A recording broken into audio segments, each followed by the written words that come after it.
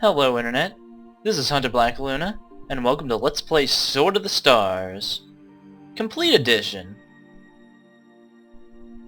Yeah, I'm not what you would call good at this game, but it is fun. So we're gonna set up a custom single player scenario with a barred galaxy type, which has the tiniest bit of three-dimensionality at the center, and the aspects of a two-dimensional game on the arms. So that way it's a little interesting. We're going to have 6 players. We're going to evolve every single species. And I'll set the number of stars at an even 70. 10 for each player and then 10 extra up for grabs. I'm going to set the stars close to each other because that means it takes less time for things to happen, and that's good. I'm going to up the size of the planets and the amount of natural resources they have just a bit. Unlimited strategic turn length.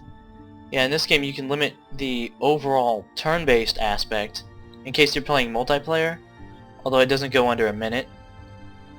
I just keep it unlimited because there's no reason for me to, like the AI won't notice. And you can set the combat turn length to as much as 600 seconds and as little as 60 seconds. We're going to take the moderate route at 180 seconds. That's 3 minutes per combat.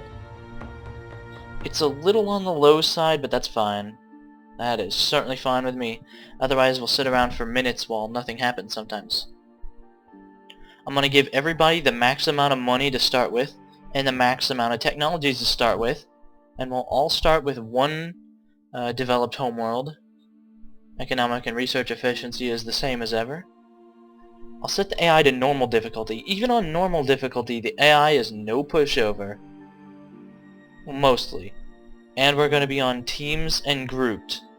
The random encounter rate I am going to set at 30% of normal. Oh, not 305%. Oh dear. Oh dear no. Random encounters are pretty frequent, and even at 30% of regular, we're going to be seeing a lot of random encounters.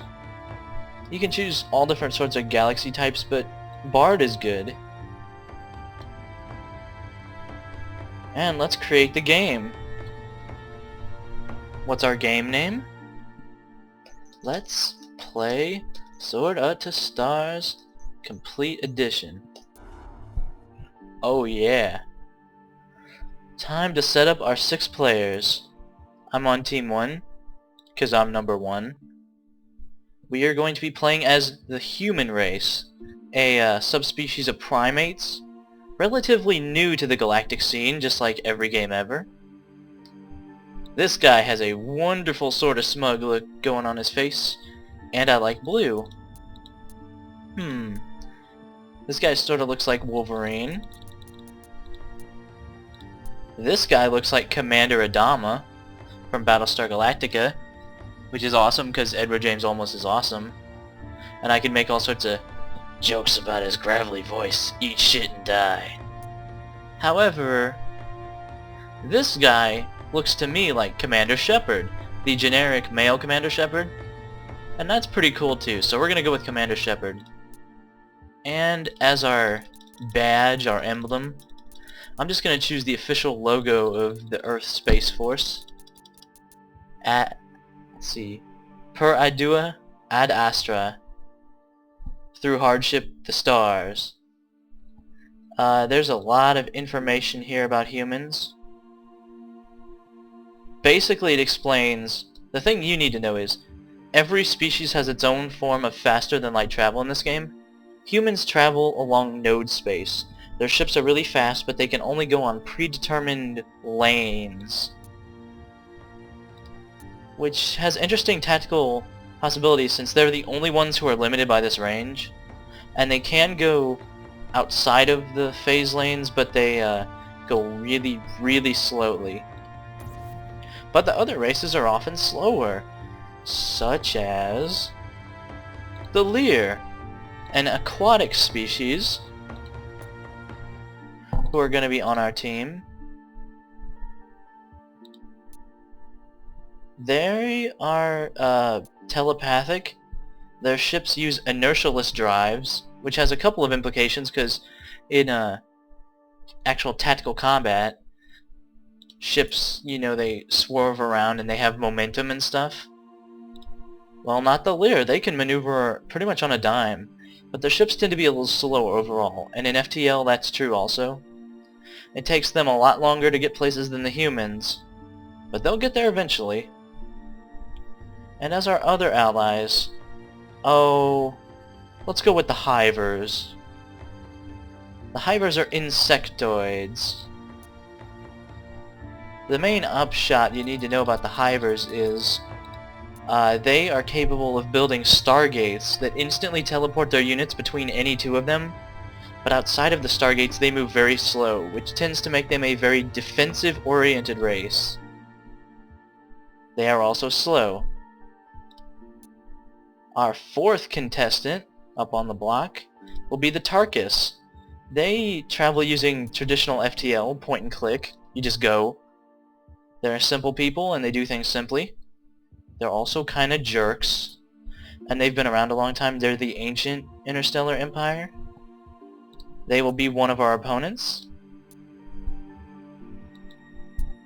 The other one on Team 4 will be the Mortigi, which were added in the expansion pack A Murder of Crows. The Mortigi,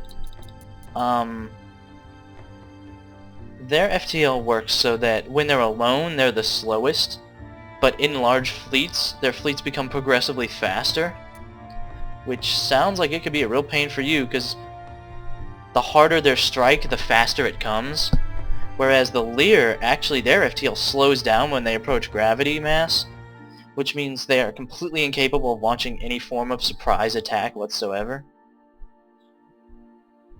I think the Mortigi and the Tarkas complement each other nicely, although they do complicate things. We'll put them on the same team. And of course, no game of Sword of the Stars is quite as complete as it could be without the Zool. The Zool are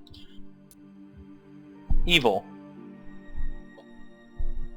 They don't believe in ecological protection. Their planets slowly degrade over time because they can't use sustainable anything. They believe they're born to kill other races, and they are a genetically modified race, which means someone tampered with their evolution in the past. Now, you might be thinking, this doesn't look fair. It's 3 on 2 on 1. The Zool are a team unto themselves. They always have #1 starting position. Like when you save a game and you look at the rankings, like right as it starts before anyone does anything, they are consistently ranked #1, which means they start off better. And these two are no pushover eithers. The thing that I'm actually worried about is the Lear, which tend to be a little bit of dead weight. The Hivers are cool though. So between the three of us, with my incompetence and the Lear, who might not pull their own weight in this scenario, although it's hard to tell, it's probably a pretty even match. So there. Alright, we're all set. Let's do it.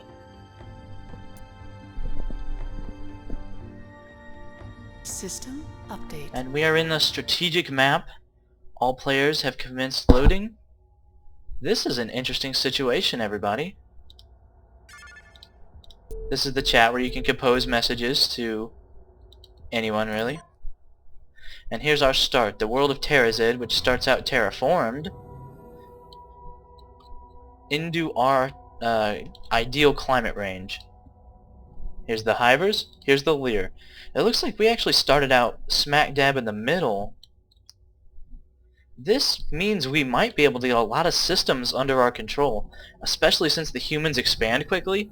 If I can get covering fire on either side from our friends, this could be really interesting. It could be a good start.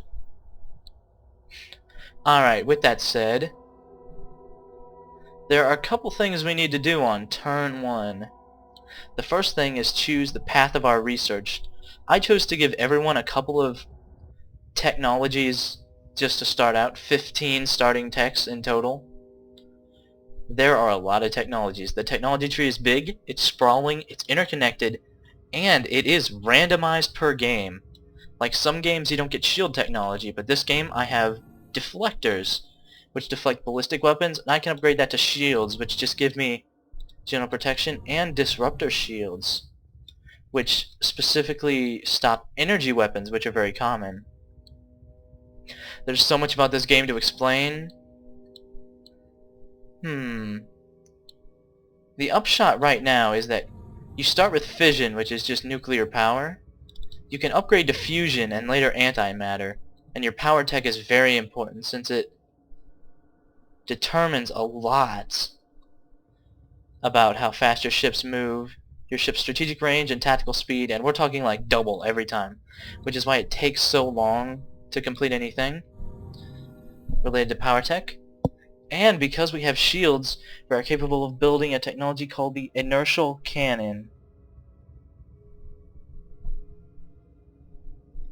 The inertial cannon is a weapon that's capable of slowing an enemy's ships, which is interesting. Yeah, there's torpedo weapons like photon torpedoes, plasma cannons, red lasers, green lasers, ultraviolet lasers, particle beams, mass drivers. And this is the FTL tree. This is where you get FTL communications, which is how you talk with your ships. FTL broadband lets you see your allies. And battle computers allows you to get command ships. Because in a battle you get a certain amount of command points. So if you have a fleet of like 50 ships, they can't all go in at once. You get, say, 3. And with a command ship, you can now bring in like 9. And it's really good what I'm saying. Languages. We start out with the human tree pretty much done, and since we're allies with the others, we are also capable of translating their languages. Industrial lets you build larger ships. Biological allows you to terraform faster and make better colonies. And drones involve robotics. It's always tough to figure out what to go for as a starting tech because there's so many good techs available. But I tell you what, because it looks like we're going to get a lot of early expansion, I am actually going to get node focusing, which will allow us to refine our node ring technology. We can allow more efficient node line access. The upshot of this is higher speed FTL jumps, and human ships are already freaking fast, so we're going to confirm the research immediately. Research computers online. Labs fully staffed. And we can adjust our spending ratio in order to research quicker. Here's our budget. It's a very intuitive system. More goes to savings, the less goes to research, and vice versa. You can see all the numbers shifting. And there's also other stuff like colony maintenance, foreign aid, special projects. Fleet maintenance is going to be a big one as we go forward. Generally starting out, I love to give like 7/8 or some very large ratio to research, because now it's only going to take 8 turns to get node focusing, whereas earlier it was 22. It's really great. And since we already start with such a high savings amount, saving up money isn't going to be as important at first. Good talk. The second thing we need to do on our first turn is go into the ship design screen. Every ship has 3 components: command, mission, and engine. They do different things. Like this is armor. This is the standard warship. The mission section is just a bunch of armor and a bunch of gun turrets. The engine, you start out with fusion, but we can upgrade thanks to our technology to pulsed fission, which increases our range from 9 light years to 12 light years. And it increases our speed, our non-node speed, which is 0.4 light years per turn, as opposed to 4 light years per turn using node drives. It also significantly increases the ship's cost, but I maintain that it is worth it on any map that's not like 10 solar systems wide. Alright, time to design our warship. Hammerhead upgrade is pretty standard. It pretty much increases your turning speed and your tactical speed because it has engines on the Hammerhead, and it also gives you more guns and armor. It's great stuff. We start out with a number of technologies that could be interesting. Armor sections have a medium mount as well as the small mounts, which usually just have lasers on them to begin with. On this medium mount you can put small weapons and they'll become double-barreled, or medium weapons like a mass driver, which fires fast but it doesn't have accuracy, whereas the missiles have accuracy but they don't fire very fast and they have amazing range. I generally recommend missiles for early game even though they are expensive, but we're going to make a couple different kinds of ships. We're going to name this basic all-around warship the Kiev. Yes, sir. Ship design ready for We can get rid of that, because this is better in every way except cost. And I mean, when you're making a warship, cost shouldn't be the issue anyway. Should be how it gets the job done. And I'm going to try something that I haven't tried before, which is dumbfire missile racks, which have very low range, but they fire faster.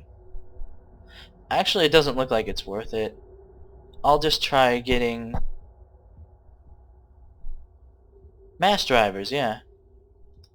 We'll get mass driver mounted on it, and we will call this one, the London. Design entered into These will be our two kinds of warships until we research bigger ships and better weapons, which will be forthcoming in the future. Orbital defense platforms are also good. They just float in orbit of a world and they defend. The upshot is they're good at defending. They're already equipped with our best stuff, 2 missiles and a bunch of lasers. So there's really no need to change this design, because there's nothing we can do to modify it, really. Extended range. These are your explorer ships.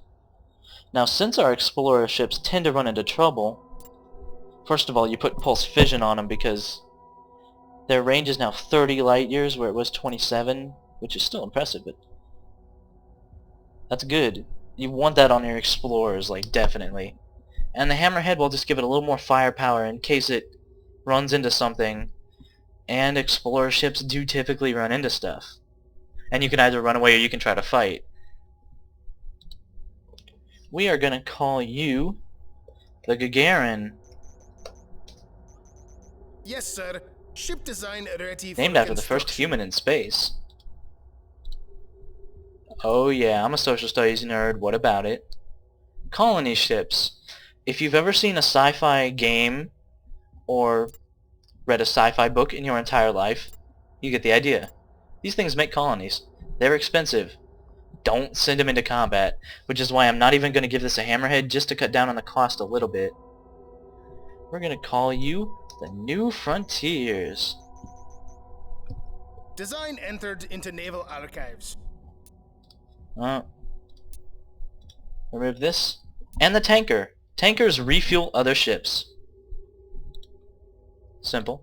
I'll give this the Hammerhead too, because you want these with your war fleet and with your explorers, and both of those tend to run into trouble. We'll call you the Aegis, or the Aegis. Yes, sir. Ship design ready for Persona 3 has forever ruined my ability to correctly say this name, so I'll just call them tankers. Now we've got basic ship designs, but we need a couple more. Namely, Squadron CNC. This command ship is very, very, very expensive. It's more expensive than a colony ship. But oh, it's worth it. It's worth it. And it's got a couple guns on it to keep out of trouble. Hammerhead, pulsed fission, which will become pretty much, especially pulsed fission is going to become standard in the fleet. We're going to call you the Washington. Design entered into naval archives. And we're going to have a torpedo ship. Photonic torpedoes have a really long range, good accuracy, slow rate of fire. They're sort of like missiles. We want to keep this thing back, but it's probably worth experimenting a little. We are going to call you the Marksman. Yes, sir. Ship design ready for And there we go, construction. everybody. There's a couple more ships types, but they're not really important.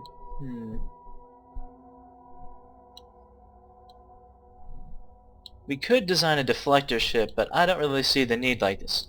Alright, we have our ship designs, we have our research. Now, the only thing that remains for the first turn is to set building priorities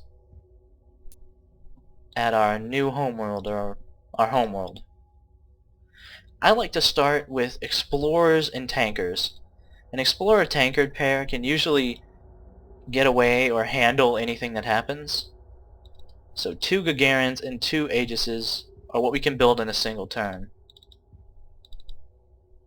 We don't want a London. We want more Aegises. 4 and 4. Aye, Commander. We will have those ships out in no time. Alright. And our first turn is actually done. And this looks like a good place to actually leave off, since this probably took a ton of time to do and explain. Next time on Let's Play Sword of the Stars, we will set out, and a glorious dawn awaits us all, and a lot of warfare. I'll see you then. I'm Hunter Black Luna. Thank you for watching.